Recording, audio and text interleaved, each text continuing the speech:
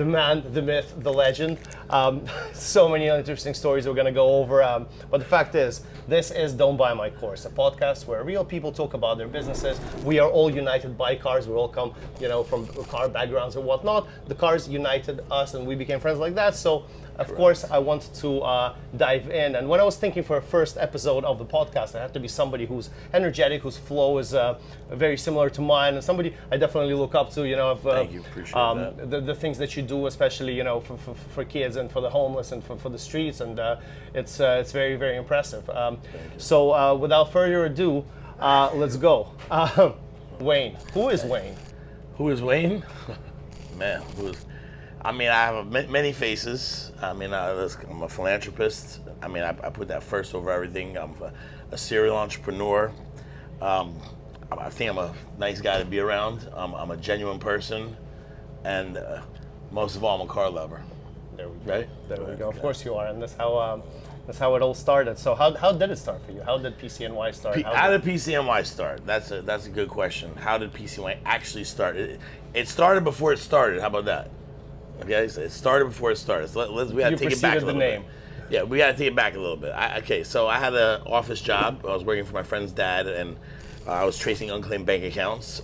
Great business, but not for someone like me who had to go to the office every day. And I was, wow, this guy that's just crazy. It's fine. We're gonna keep running through it. Don't worry. I had an office job. I was tracing unclaimed bank accounts, and I was getting kind of tired of going to the office every day. It's just not my thing. Plus, I wasn't making any money. I was probably making $640 every 2 weeks on a paycheck, and thankful for that job because it kept my head straight the whole time. It gave me like a normal life, somewhat, because I know I had to go to work every day, and I like cars. And at the time when I was having that job, I was renting a lot of cars. A lot of my favorite cars that I didn't own, I was going to rent. And one day I had an epiphany, and I spoke with my brother, Oren, and I said, let's make a rental car business. Instead of me spending money on these cars, let's go buy some cars and rent them out, and we'll make some money, and let them pay for themselves. All I cared about was cars. I didn't care about anything else. I'll work, and as long as I have my cars, I'm happy. So that was in 2007. We started to develop the name for the company. We were going to call it Precision Concierge. That was what the name was called. At the time, I was dating a Colombian girl, and her cousin, who was 17, would come from Colombia every summer. And she designed, I asked her for a logo for my company, and this P right here, she designed it. 17-year-old Colombian girl. Camila, shout you out, okay? Still have the P. I guess I owe you. I'm sure I do. She made this P. We made business cards, and we were ready to start the business. And then 2008 comes, because I was 2007, and the stock market crashes. New York is messed up. Everything's just like bad. I'm like, who the hell is gonna rent a car, like an exotic car? Like, this is crazy. Absolutely. Like, I'm talking to cab drivers, asking them how's their business going. They, it sucks. Guys are jumping out the window. It was crazy. 2008. So for 2 years, I'm paying for a cell phone bill for the company. We have the business cards made. We're not using them. It's 2010. I tell my brother, I said, Oren, listen, let's just buy a car. Let's just start a car service, and then we'll go from there. Because the exotic car thing is kind of out of our head already at this point. I had cars already. It wasn't like I didn't have cars. I made my way to. What was your first exotic car? My first exotic was the NSX, I guess, but the old NSX. But I had it in the legend. Era. Yeah, but I had it in the era. Like I didn't have it like 5 years. I had it in the 90s. You had it when it was. Yeah, when I was still new. Yeah, I had it when it was like So I mean, just because we want to keep it real, I had it. Okay. Right. I was outside. Right. I was outside back in the days. Not proud of it, but I was outside. I'll leave it at that. Yeah. So that was my first exotic car. I loved it. That was the best. That was one of my favorite. It's still my favorite. Anyhow, so 2010 comes to go buy a car together. Met Mercedes. I say, well, let's just start a car service. Right. I'll drive. We'll pick up clients. So 2010 comes. We buy a Mercedes. We bought a gray Designo package S550. It had the ivory interior. I said, let's be different than all these other car services. My brother John handed a business card to one of his clients. My brother John was a personal trainer at the time. And they gave the card to one of their friends who traveled a lot. Her name was Marcy. She was my first client I ever had, or me and my brother ever had, because we were partners at that time. And I drove her to the airport. I'll never forget the day. It was sometime in the winter. I don't remember when it was. It was in the winter. That was like probably November, December. It was like a cold winter, 2010. Right. She had a 5 a.m. pickup from her house. She lived on 34th Street, and I was going to LaGuardia, and I lived in Hastings at the time. And I woke up at 3 in the morning. I never woke up so easily at 3 in the morning in my life. I was so pumped to go do this job for $35, whatever I was charging, right? To drive all the way down to the city, pick this woman up. I didn't know her, take her to the airport. I've never even done this before. You know about my car drive. Listen, I've been driving all my bikes, this stuff.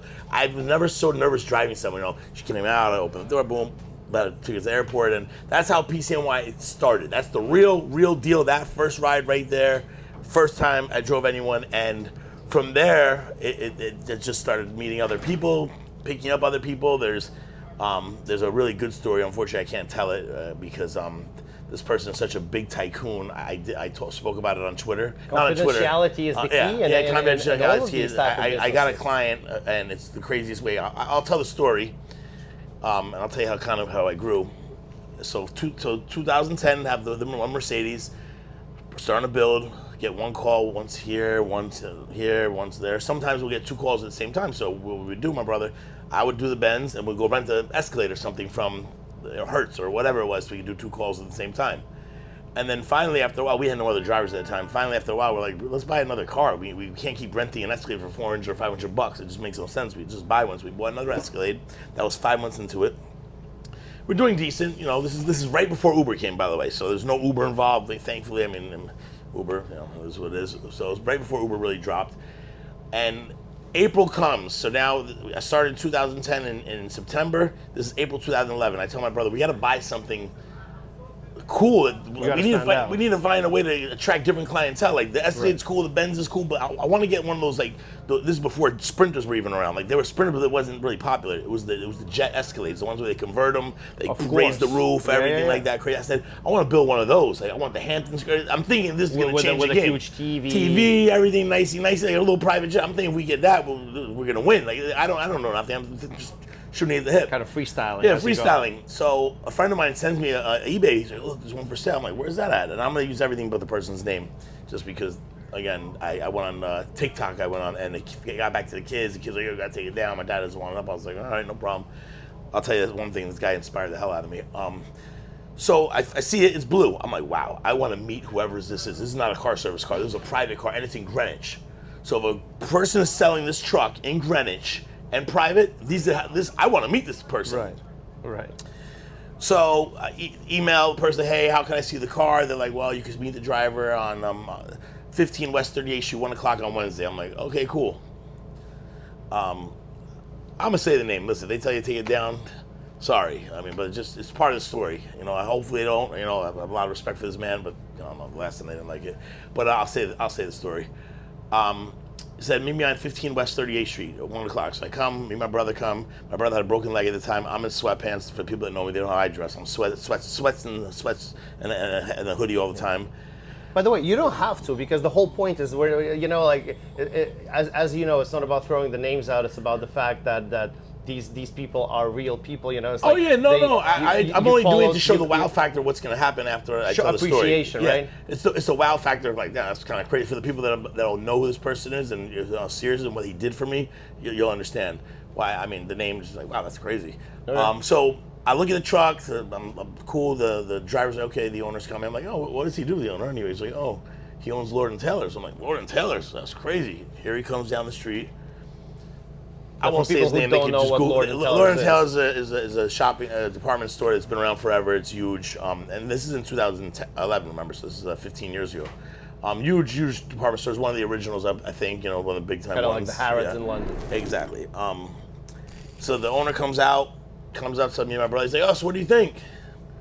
I said, "We love it." He's like, "You gonna buy it?" And he want 120 grand for it. I'm like, not for 120 grand, but really, I only went to go look at the car to see the inside, so I can understand why it costs so much to build them. I can never afford 120,000. We just bought the second car, so we're into the Benz and we're into the Escalade already, or the regular Escalade. So there was no way we were buying that car. And I never went there with the intention to buy. I went there with the intention to meet the guy, to try to get to know who this guy is and try to figure out a way in, and to understand why they cost so much to build these Escalades. So they cost 150 grand. They charge ridiculous money to build out the car, plus the car.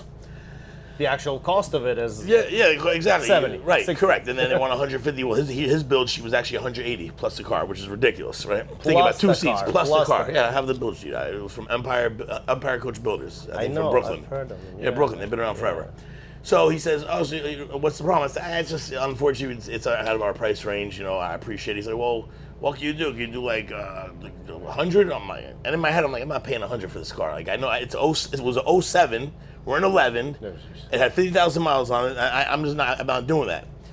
So he goes, I said, "Listen, I don't want to disrespect you in any way, shape, or form. If you told me that if I could get it for $50,000, I would find $50,000 somehow or another and buy it. And again, this is not an offer to you, not to disrespect you. I don't want you to think that. I know it's worth more, but this is all I could really pay for this car."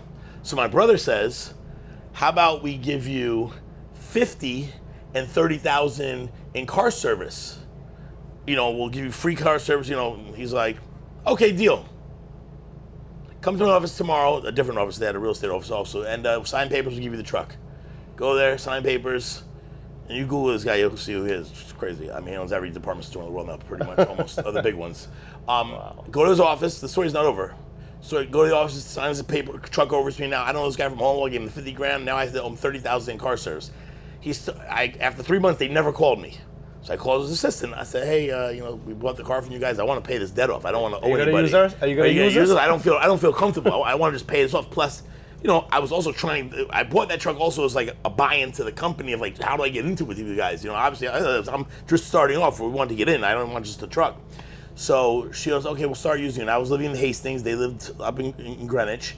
And he flew to Canada once a week, back and forth, because that's where the main office was. So I used to go up there when he started using me. For $100, I would drive from Hastings to Greenwich, 5 a.m., pick him up at 6, bring him to HPN, he'd get on his flight, and I'd pick him back up at night. You know how long it took me to pay off that? Not long, because he was flying so damn much. Paid it off. He ended up getting me the account with Lord & Taylor's. He ended up buying Saks. I had the account with Saks, too, and so on. And I used to drive him so much. He was such a cool guy. He is such a cool guy. So inspiring, like in the beginning of building my business, just listening to him on the phone, like from 6 a.m. to, you know, if I was driving around for the day, I just listen, phone call after phone call after phone call. I'm like, wow, this guy is a hustler. Like, this you is may like, have bought a car for 50 and a service for 30, but you bought experience just millions. millions, and such a humble person. You know, I mean, there'll be days where I'll pull up early, like, "God, Wayne, come inside. You want a coffee or something?" And I'm like, wow, this guy, that's a billionaire. You know, the guy, he has 10,000 assistants, and just to show the type of people, I'm like, this is an amazing person right here. This is amazing, because I know people that don't have anything compared to him that'll treat staff like shit. And it's sad to say, and I wish I had mentioned their names. You'd be blown away who they are. No, I wouldn't say this, but yeah. so it's amazing being around somebody who's so humble. It was me in the beginning, and of course I'm trying to do a business to get to the highest level of people, because that's the whole point, right? So that was another experience with starting. So that was how PCNY started, as far as like a car service, and then we met. I met my friend David Lynn, who's he's like a brother to me. He's one of my best friends, partner, and a lot of stuff. And he introduced me to our friend, past friend. His name was Ben Chandler on Gold Rush. "Wayne, you want to come on Gold Rush with me?" This is how the car stuff started. This is 2013. I said, "Yeah, I definitely want to do Gold Rush." I mean, I've always dreamed to drive across the country, like do a Cannonball Run. I grew up on Cannonball Run, right? The movie. Right. So Dave had a black Lambo at the time. Gold Rush. So Dave had a black Aventador at the time. The rally was from Vegas to New York.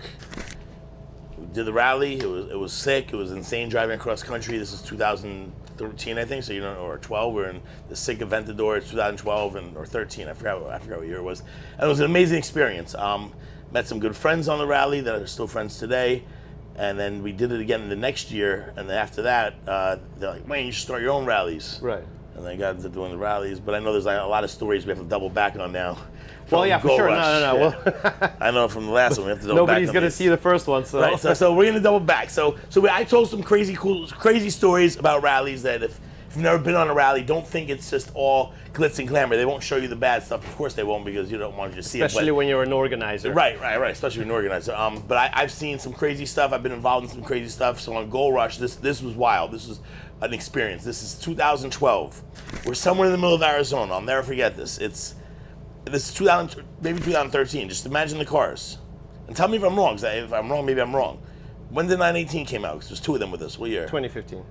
2014. So then it was 2014. 15. So it's 14 then. Yeah, Sorry. 14 announced, 15 model year.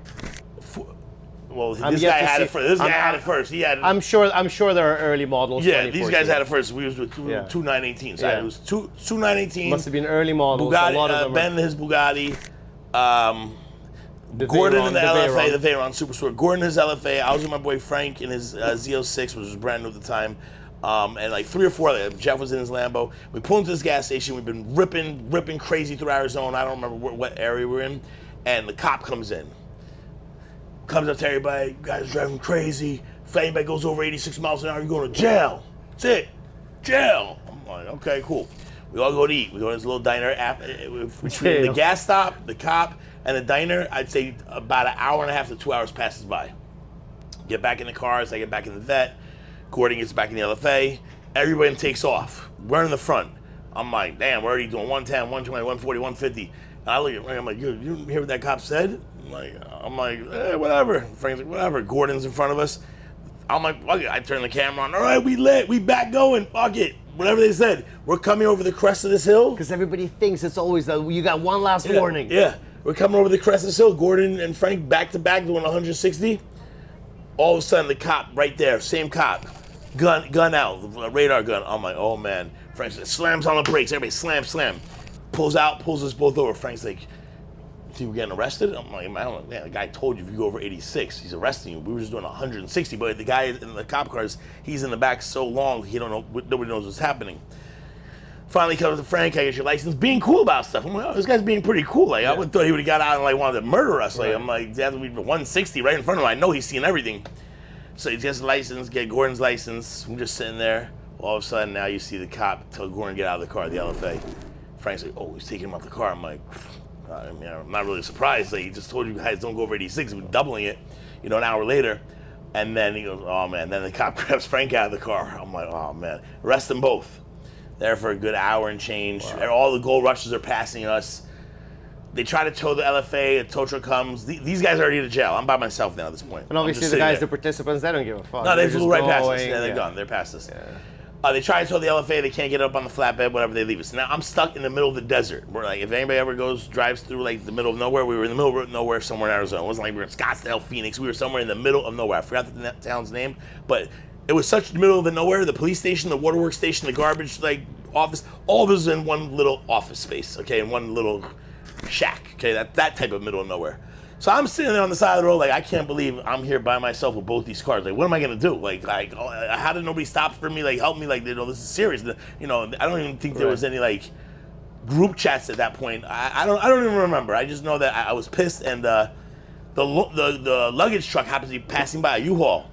I stopped them. Now already we're 4 hours into this pullover. You can tell if the luggage truck catches up to supercars. Yeah, the luggage truck finally catches up. I tell them what's going on. I said, listen, we got to move these cars. I got to go see these guys, what's going on with them. They're in jail. Explain the situation. So the luggage truck, one of the guys gets in one car, I get in the other car, we drive to the town, the town over. So I go to this I go to the jail, try to get them out. Like, they're not coming out. They're in the jail. They're not in a police station. They're in a jail, like a county jail. Like, they're talking about they're not seeing a judge for at least 24 hours. I'm like, damn, this is crazy. Like, I can't believe this. So I'm like, what am I gonna do? Like, I'm not sitting here by myself, to wait for them, but I got both cars, so what the hell am I gonna do? So I said, I'm gonna leave Gordon's car here, because he had the LFA. I don't want to take his car. We're going to New Mexico. I don't want to drive his car, anything happens, so I figured let me take the Corvette, so just to, be a responsible person, right? Most people would just grab the LFA. That's a whole other story, the LFA we'll talk about. So I find this garage shop in the middle, right in that town. I'm talking about a town where dust bells are flying across the road, okay, that type of thing. Find this garage shop, guy comes out, ghost town. Garage shop, guy has one tooth. I'm done now. He's going crazy, sees the Corvette. He has no idea what the LFA is. He sees the Corvette, he's going, oh my God, brand new Corvette. He's going nuts over the Corvette. LFA just completely ignoring it, right? That's just the Lexus. He don't have a clue. I'm like, hey man, so my friends are they're over there in jail over there, but they're coming out real quick. Do you mind? I don't even. I even told him. I don't remember what I told him. I said, "Do you mind if I leave the car here? I'm gonna sleep." I think I did tell him he's in jail. He's gonna come out. I'm gonna sleep in the hotel across the street because I didn't want them to joyride the car. I said, "Let's leave the Lexus in here. I'm gonna tip you, and then when my friend calls me, then I'll call you to open up the gas station. Can you do that?" He said, "Yeah, no problem." I said, "But I'll be right there. Right? You see that hotel? It was just happened to be a hotel across the street. I'm staying right there. So whatever." Fast forward, I leave, I'm shook, I'm nervous, I'm thinking they're definitely taking that car for a spin, but I think I scared them enough to think that I was gonna be across the street. So then finally the next day, I drive to New Mexico, I don't go over 86 miles an hour, get to the hotel, everybody's looking at me damn, are you all right, Wayne? I'm like, I don't know, I'm all right, thanks for leaving me. And that was kind of the end of me with the gold rush right at that point. And Gordon calls me, we can get out. I call the gas station. I say, hey man, can you go pick my boys up at jail? I can't. I'm stuck at the hotel. Goes down, picks these guys up at jail, and then they leave. But that's real rally story. I mean, that's insane, because a lot of the times you're just looking at stuff on social media, the rallies, everybody's having fun. Nobody really understands the type of shit you can get yourself into. I mean, people, first of all, the safety is always first. How many accidents happen on rallies? How many people, God forbid, total the car, but how many people could lose their lives? But like this type of stuff, dude, is insane.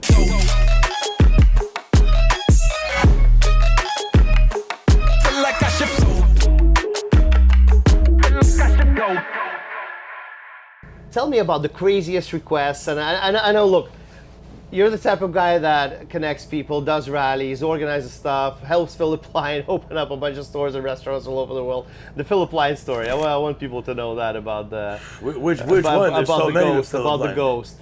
About the car, the Wraith. The Wraith. Oh, when I first met him.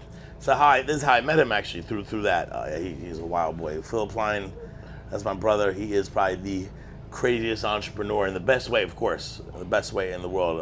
Heart of gold, and he doesn't change for anything. I've known him for, 10 years now. That guy is he's just a gem. I just know this is the craziest request that you've ever gotten. No, this is just the wildest situation for meeting somebody. So he asked me, I want you to wrap my car. This is the color I want, and I want to do this, the change of facelift. It was from the Series 1 to Series 2. I was like, yeah, okay, no problem. I said, which color exactly? He sends me a link. This is the color. Here's the pictures. No problem. He wanted the whole car brushed aluminum. Take the whole car apart, wrap it.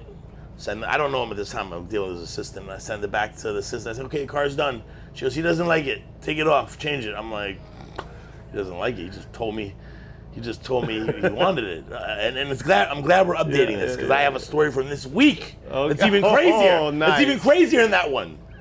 Crazier. Kill it. Crazier. So long story short, with the Wraith, this is nothing compared to what I'm about to tell you. Oh shit! He doesn't like it. I'm glad the mic didn't work in New York. Yeah, this one's crazy. I can't mention names because it's just too high profile. But this story is nuts. I'm like, you picked that color. Like, what do you mean? I said, but you don't have to charge you because we wrapped the whole car. He doesn't care. I'm like, damn, that's different. Like, you just told me to wrap your car a certain color that you said it. Changed it. I'm like, oh, this guy's wild. Like, this guy doesn't care, and he don't take no for an answer. Like, when we were changing his headlights, I was telling him I'm having little issues. I think I have to go get a new Rolls Royce, kind of take it apart. He's like, okay, then do it. I'm like, I know, but he's like, what's so hard about changing lights? I'm like, well, it's not so normal, because we're changing these factory lights, these new factory lights that they don't want you doing. They want you to buy a new car. Like, so we're you don't go from pre-facelift to facelift by using facelifted parts on a pre-facelifted car. I'm like, he's like, I need it done. Get it done. I'm like, okay, no problem, Mr. Plein, no problem. But it got done. Amazing guy. But let me get to the story. Drum roll. Let me get to the story. A week ago, one of my clients, he says, hey, listen, I'm not going to say your name, don't worry. He says, listen, my mom wants a car. She wants a Suburban. Can you find it for her? I said, sure. What color? She wants it black outside, light color inside. No problem. I'll find you a black. Most Suburbans don't really come with light color interiors. Found it. Sent them the pictures. Here's a sticker. Pictures. Front, back, middle, everything. I'll show you here, literally. Is this it? Yes. You sure? Should I call so-and-so, the assistant? Yes, call him. No problem. Car's in Michigan. We have to swap it out. It's a whole headache to get this car. No problem. Do it. And I've sold cars to this kid and his family forever. The last car he bought, he forgot that he bought it, and it was sitting in the dealership for 2 years. I was taking off to go away. This is about a year ago. He calls me, hey, where's my Jeep, by the way? I'm like, what do you mean, where's your Jeep? What do you mean, what Jeep? Like, the Wrangler. So my mom's Jeep. I'm like, you don't have it? He's like, no. I'm like, what do you mean? Did you ever get it? This is 2024. I'm like, and it was a 22. He bought it in 22. He's like, no, I never got it. I'm like, what do you mean? I wrapped it and I sent it back to the dealership. The dealership was supposed to deliver it to him. He goes, yeah, they never sent it to me. And you're calling me 2 years later about your Jeep that they never sent you? I called the dealership. I said, where's Jeep from so-and-so? He goes, it's down at the dealership. I'm like, oh, can you, this is even crazier. So I'm like, okay, well, send it out to the Hamptons, because he hasn't had it in 2 years. I don't know why. And I'm just looking back at the text message. I'm like, yo, this is crazy. This guy didn't pick this car up in 2 years. But they were chatting back and forth this whole time, and I'm thinking he got the car. How crazy is that? What about the dealer? The dealer was, I'm not going to put anybody, it was in the city, and they never brought him. They told me, I saw it in the checks. I went back, I'm like, we're sending your car out to the Hamptons now. I saw it in the chat, and then after that, it was just nothing ever happened. So I assumed he had his car. They never sent it. Ready for this? They sold it. Of course they did. Yeah, they sold it. I had to find out. I'm like, yo, you sold this car? Are you crazy? Are you out of your mind? Now, bear in mind, we wrapped his whole car, door. I said, you need to give him his money back, plus the wrap, plus the. Like, are you out of your mind selling his car? This guy's car? New body's out. The one person, the one person I told you never fuck around with, like, don't fuck around none of my clients. This one, of all people, you're gonna play a game with knowing who he is? Are you out of your mind? Are you stupid or are you dumb? Like, I really went in. I couldn't, my whole vacation was ruined off the bat. I couldn't believe this. No, I wouldn't sell it. I'm like, yo, you sold the car. You're telling me you can't find it? First of all, you go, wow. Look, I'm gonna calm down, pay him this week, give him all his money back. Unbelievable. Okay, so that was, so now we go back to the same person. He said, yes, Suburban, seats, everything's exactly what I want. 2 days ago, we go to bring the car to the house. The assistant goes, we don't want this car. I'm like, what do you mean? Well, this is not the car we want. They don't want light color seats, and we definitely don't. We have to have a bench. I'm like, I look at the text. The bench. Remember I put that in the chat the other day? Oh, the bench. I went through exactly the same situation. I'm looking at the text. I'm like, I sent it to the assistant. I said, yeah, so and so. Look here. He said this is what he wanted, and they're mad at us now. Because now they're mad at us. Like, no, we don't want that. I'm like, well, they know there's gonna be a penalty, and I don't even. I feel bad to tell you, but like, they're not just taking this car back. This car is a complicated deal. It didn't come from the deal. It was a middle of the country car, and. So these are some of the wild things I've seen through doing things with stuff. It always happens. It always happens, and of course shouldn't. It shouldn't. I had exactly the same bench situation. An Escalade with a bench. Nobody buys an Escalade with a bench unless you're in Uber and whatever. There was one car in the country we found it in the middle of absolutely nowhere in Indiana. It was a shit show, but it happened. Yeah, imagine pulling up to the house though. Oh, jeez. And they say, we're not taking this car, and I'm still dealing with it now because the dealers, everybody.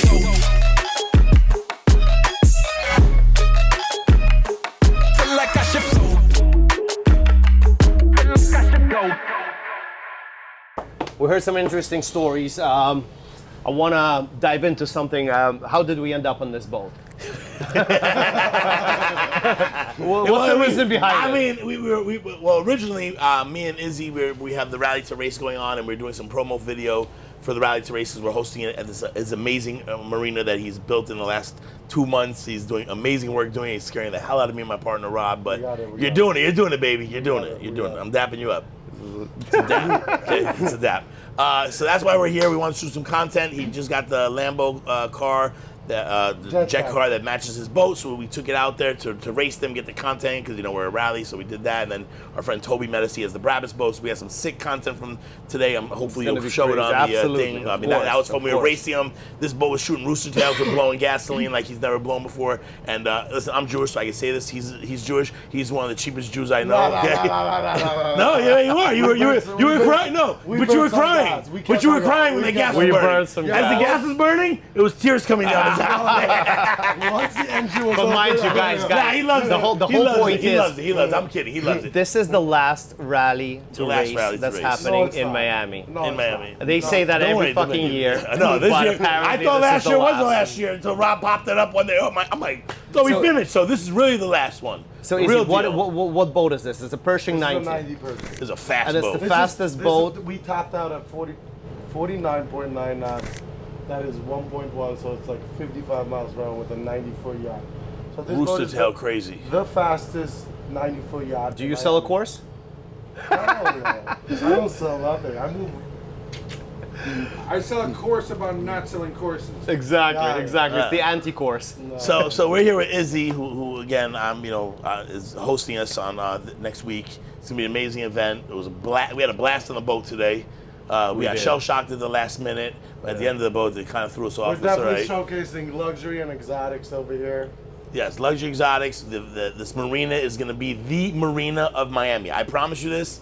I told Izzy, listen, this is what you need to do. I promise you. It's a very random spot. Now I see the idea, right? But so is Kiki on the River, right? So is Kiki on the River. Random. So everything's random. But now here is the only place in Miami, the only place, and you tell me if there's another place, I know it's impossible, that you could have your car and your boat and your restaurant all connected, touching each other.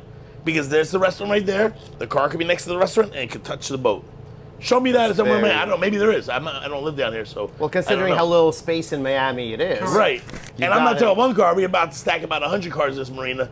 right next to the boats, surrounding the restaurant. So they go around the restaurant next to the boat. So you can remember, accessible guys. by car, boat, sometimes swimming, like my friend did the other day in the river. Swimming, and you can probably, honestly, if you have a crazy friend, and we have plenty of them, you could definitely land a helicopter in this parking lot for sure. Let me ask you a question. How did you get into this? Well, why boats? Why Marina? What's the drive? What's the idea? I was just part of the COVID boom, running away from New York, and I bought a boat. I thought my life was going to be more simple, and I ended up in this place. I was just I'm gonna give you my mic, bro. Go ahead. Go ahead. So, what we're trying to do over here is basically change how marinas operate, and we want to bring some fun into marinas. What's the biggest problem with marinas? It's just like a 50-year-old classroom. Like, marinas look the same for the last 50 years. There's no fun in marinas. You come out of a marina and you just go home and it's sad. So what we're changing is we're building a venue where you don't want to leave. You just get off and you just roll into a venue, and there's music, there's food. You get early to the boat ride before you go out, and you just chill. So it's not like you're just walking on the same dock, the same pier, and there's just food, music, and entertainment. What's even more amazing you bring up about the marinas is like a lot of times people are late to the boat, right? The early people get there early, then you got your friends that are just always late. There's nowhere to go. There's nowhere to go. You're just sitting outside the boat or sitting on the boat doing coming? nothing. Did you park? Right, did you park? Now you have a place you can chill, Screens, lounge, TVs, great food. And so even if you're not even going to a boat, it's a spot now. Now it's a spot and there's boats, it's fun, That's why it's cool, it's called the it's a venue. vibe. It's kind of like in private jets, the FBO. Yeah, correct. The FBO, yeah, I like Lounge, that. Right? Marina So FBO. FBO. Yeah, FBO. Basically, FBO, yeah, that's great. Yeah, that is. It's like a private FBO. The vision was just you having your boat, or you owning a charter business, or you going to a charter.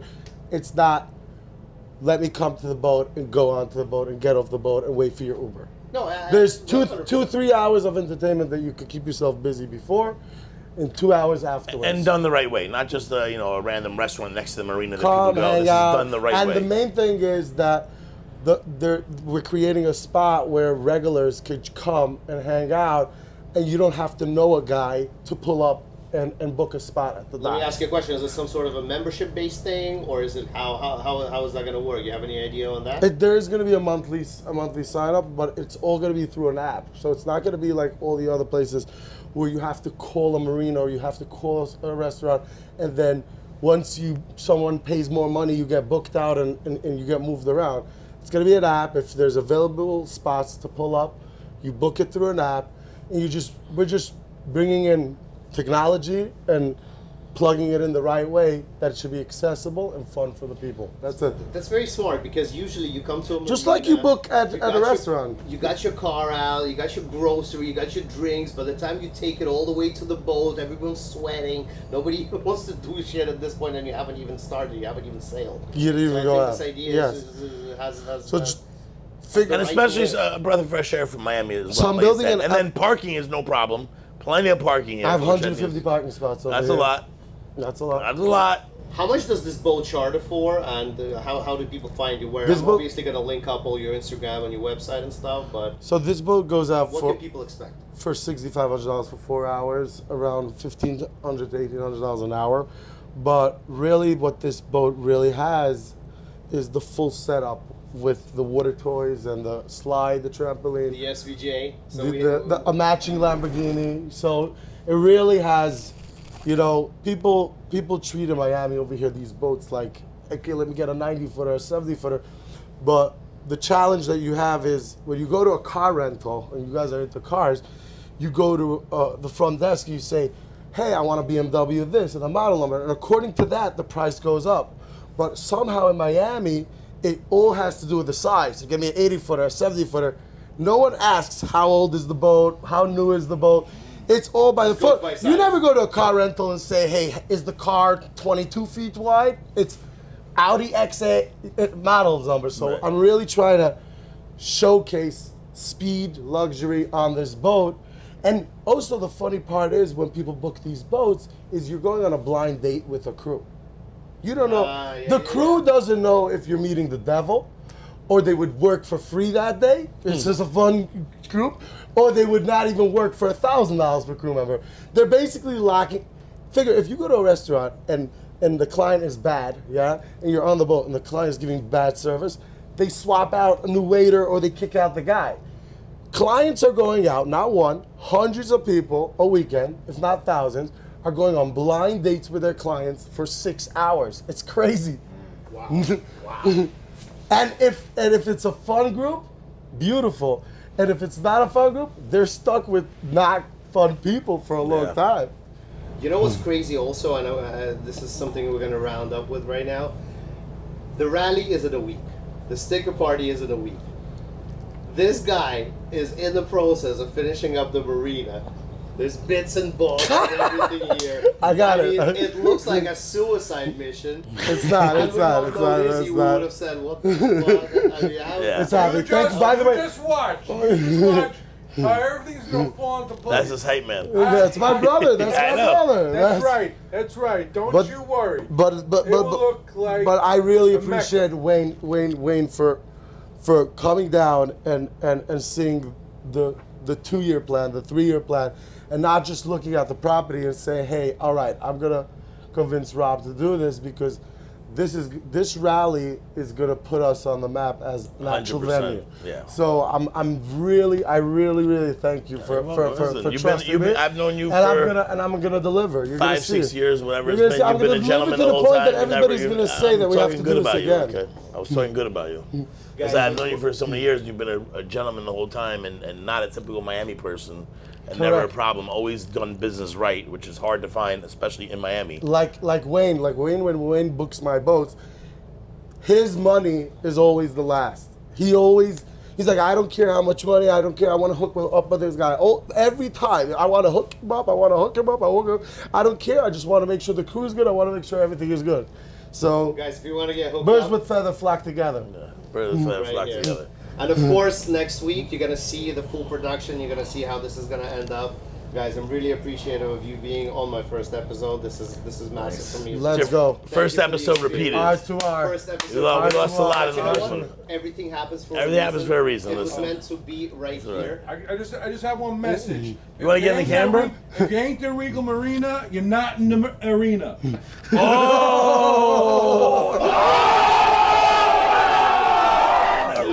Marina, yo, this is great. Even when you feel low, you can still go.